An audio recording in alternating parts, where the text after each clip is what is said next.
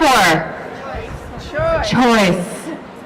We're here to fight and defend the rights of women. Fight and defend the rights of our sisters and our brothers who like to support women having choice. And I don't have a prepared speech. I do have a few ideas of a few things I want to talk about. And the one thing, when I was thinking what I wanted to talk about, that I realize is a constant recurring theme.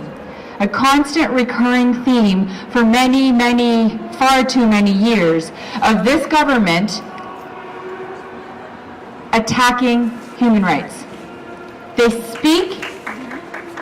say they are defenders of human rights. Canada has been known as a country that defends human rights. And earlier, Sister Marie spoke and she quoted Minister Baird in saying how much we defend human rights. But that's not what's happening.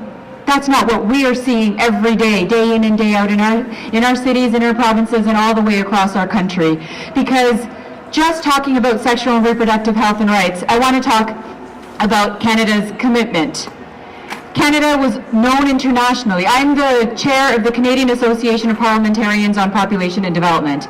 We focus on sexual and reproductive health and rights around the world as parliamentarians. And Canada used to be known as a leader, as a defender of human rights and women's access to sexual and reproductive health and rights.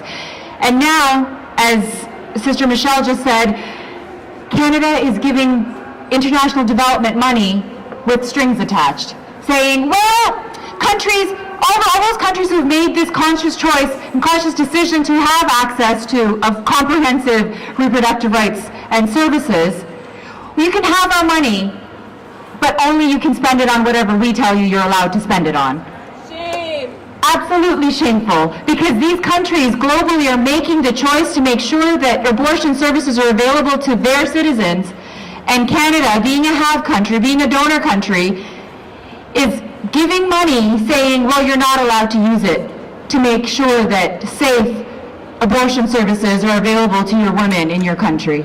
Shame. That is absolutely shameful, and as a group of parliamentarians who actually care, that is one thing that we are fighting on the global scene. But here, right here in our country, we don't have access to safe abortion services all across the country, and right now the newest, I guess it's not very new, but right now we're here standing in solidarity with our sisters and brothers in New Brunswick, and I'm going to add PEI too, because they don't have access. They had to go off island all along, and now they have to come out of the Atlantic provinces to get services, to have access to services, and that is absolutely shameful. Every sister should have access to safe abortion services if that is her choice. Who is the government? Who is anybody to tell me, to tell you, to tell any of you what you can do to your own body? Who is the government to tell you that you cannot control and choose what grows or not in your body? Who is the government? One thing that I am proud about is what we accomplished yesterday in the House of Commons. Some of you may know, and I was speaking with a few sisters before I spoke, and some of you don't, so I want to share with you. I'm a New Democrat member of Parliament, and yesterday, for many years now, we've been pushing and calling for an inquiry, a national inquiry on the missing and murdered Indigenous women in this country. There are more than 1,000 missing and murdered Indigenous women across this country. And our government continues to ignore it, continues to say, oh no, that debate's not happening. No, we know, we'll make it happen later. We'll make it happen later. We're having a study on it on the side somewhere where nobody will know about it. And what we did was almost all of the New Democrat MPs stayed in Ottawa yesterday, because as you know, Fridays, usually a lot of the MPs come back into their constituencies and work in the riding in the constituency, but almost all of us stayed, and we hid around Parliament until it came time for a procedural vote.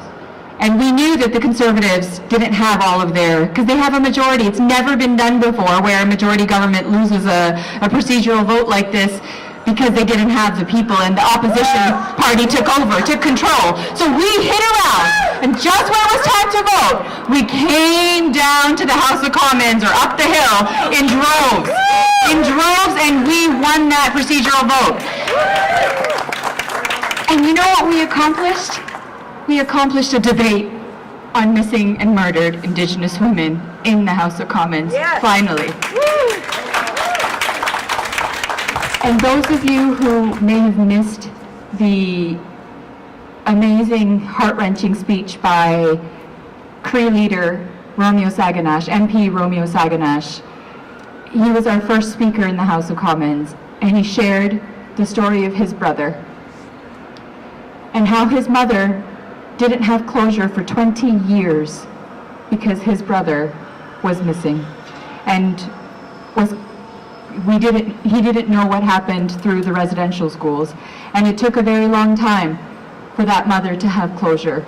And there are more than 1,000 mothers across this country who don't have closure about their missing or murdered daughters, sisters, nieces, whomever it might be.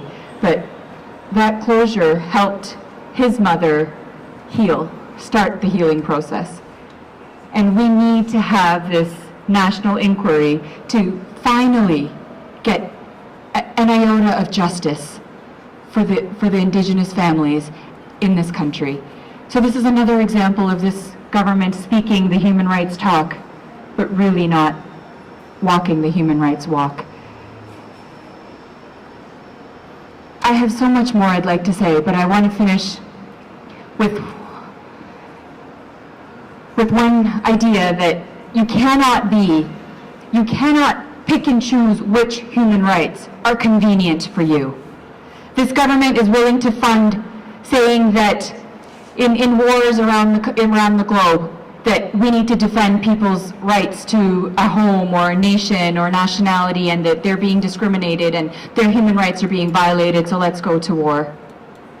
Well, how about the people whose human rights are being violated right here in our country? How about the sisters who are not having access to their own bodies and to be able to make the choice to have access to safe abortion services in New Brunswick and PEI and in the northern and remote parts of this country? So let's stand together. I know we're all here because we are standing together, and we're adding our voices to the voices across the country where we say, my body, my choice. So let's all say it together. Are you ready? My body! My choice. My body? My choice. My body? My choice. My body! My choice. Thank you so much, sisters and brothers.